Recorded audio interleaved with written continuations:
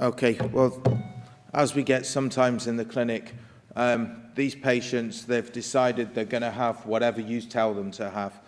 There's no point giving them a choice. They're just going to say, whatever you recommend, doctor. So there's no sitting on the fence from members of the panel. So the first one's a 48-year-old lady.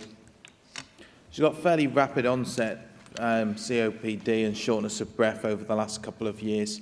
Her exercise tolerance is now down to 20 yards. She can't manage it up a flight of stairs, and she previously smoked about 20 cigarettes a day, but she says she's stopped, although we've got a suspicion that she's having the occasional cigarettes still. So lung function, her FEV1's 35% predicted, transfer factor 43% predicted, and residual volume of 218%. So chest X-ray, which shows the hyperexpansion. And that's a quantitative VQ scan. Then just got some cuts of her CT scan.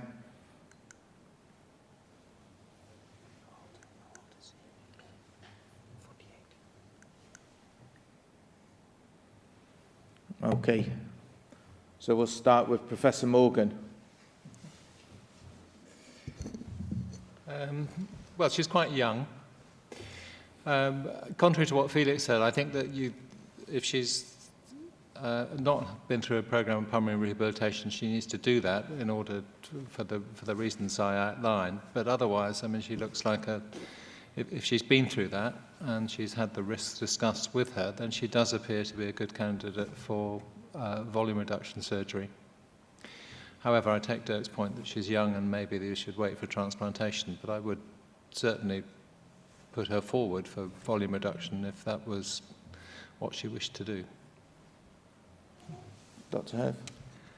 Herf? You see, the same. The first is the medical treatment. I think this might be the optimum what you have. We hope the patient is on and is using what we are prescribing. And then I would, due to the age of the patient, discuss with the patient the possibility of lung transplant. And the next information is I want to know what happens to the fissures.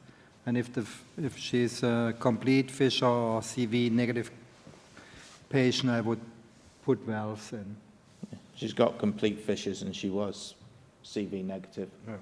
Then I would go for valves. Yeah. And Dirk? I agree with most what has been said already.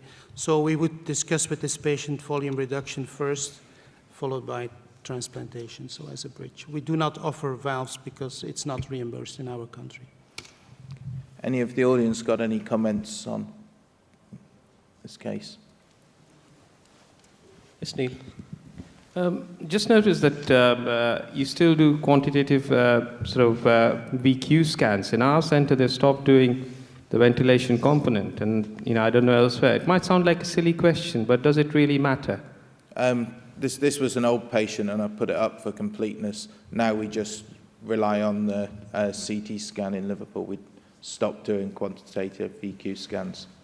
Well, no, that was not my question. My question was, does it matter whether we do the ventilation component or not, the quantitative, or is it the perfusion component is enough to show you? So we are only doing perfusion scan anymore, yeah? And as mentioned before, we're doing that in the MRI and match that. Yeah?